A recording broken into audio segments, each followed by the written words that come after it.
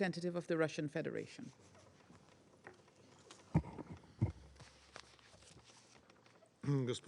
Madam President, distinguished colleagues, today we have borne witness to yet another dark chapter in the history of the United Nations Security Council. This was yet again, written by the United States delegation, the U.S. delegation which continues to pursue the same objective, to provide cover for its closest Middle East ally and to drag out the time to the greatest possible extent for them to be able to carry out their inhumane plans against Gaza, specifically to expel the Palestinians from the Strip and to completely cleanse the Strip, essentially and quite literally transforming it into an uninhabitable territory. Under these circumstances, there are open discussions in Israeli political circles about categories which completely rule out the two-state solution. Once again, having pitted calls for calling an end to the carnage in Gaza against demands to condemn the actions of Hamas. In doing so, our U.S. colleagues have once again hypocritically remained silent about the fact that on the 18th of October, they, having already vetoed the Brazilian draft resolution with this condemnation. The Algerian draft was capable of reversing this situation, of ending the annihilation of Palestinians in Gaza. Unfortunately, the now fourth U.S. veto prevented this from happening and doomed the fates of another thousands of peaceful citizens of Gaza.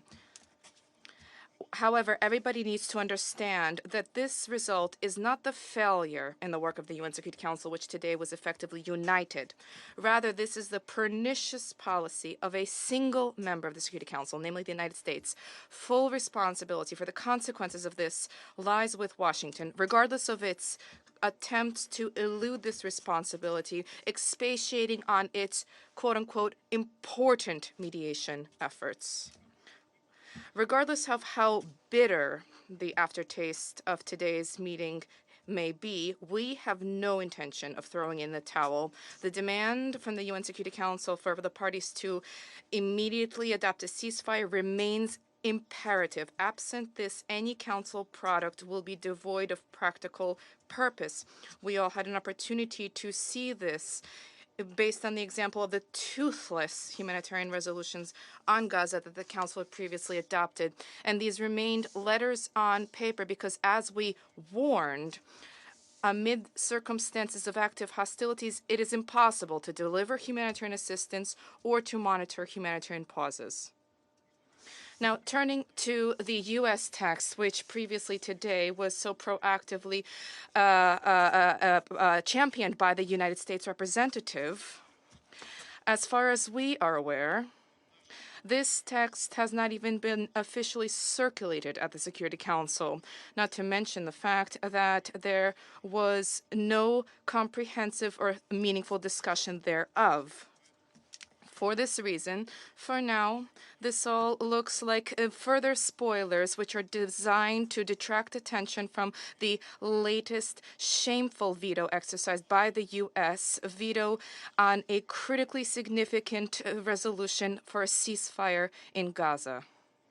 We call on the membership of the Security Council not to be misled by the duplicitous admonitions that there is a need to wait just a little bit longer.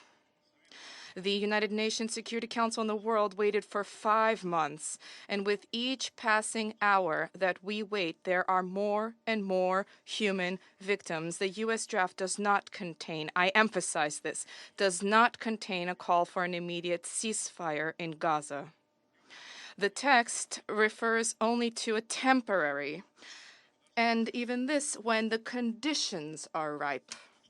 So there is no real alternative to the Algerian draft resolution which the U.S. vetoed.